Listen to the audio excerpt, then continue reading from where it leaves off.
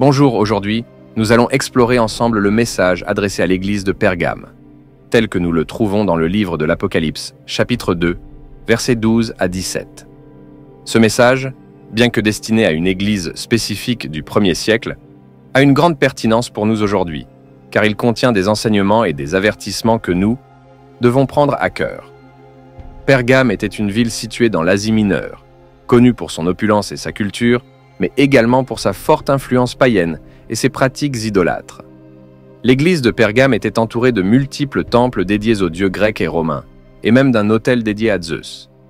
La pression sur les chrétiens de Pergame pour se conformer aux pratiques païennes et renier leur foi en Jésus-Christ était immense. Dans ce message, Jésus se présente comme celui qui a l'épée aiguë à deux tranchants.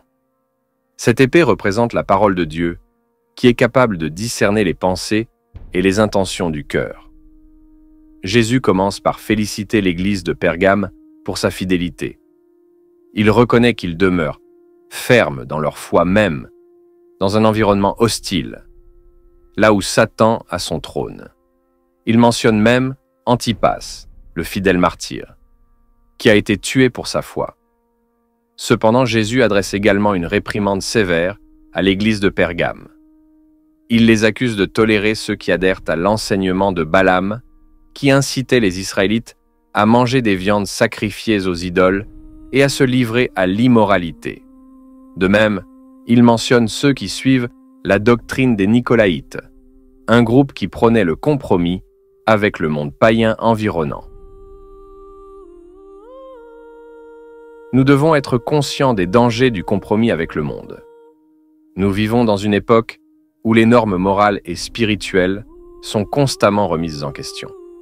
Le message à l'église de Pergame nous invite à rester fidèles à la vérité biblique, même lorsque le monde autour de nous pousse à faire des concessions.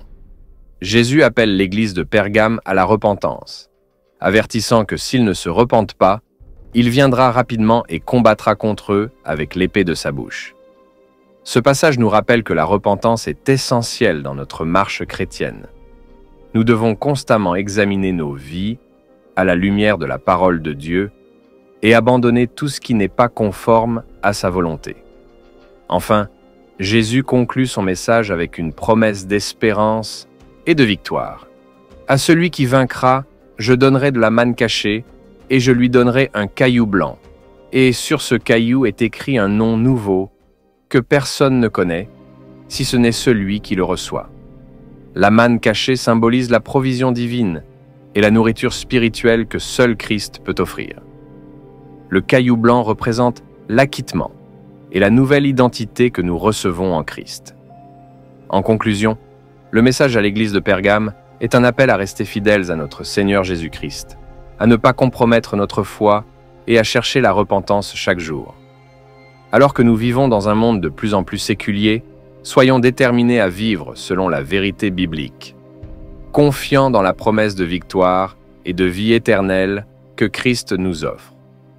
Que Dieu nous bénisse alors que nous cherchons à rester fidèles à lui, tout comme les premiers chrétiens de Pergame.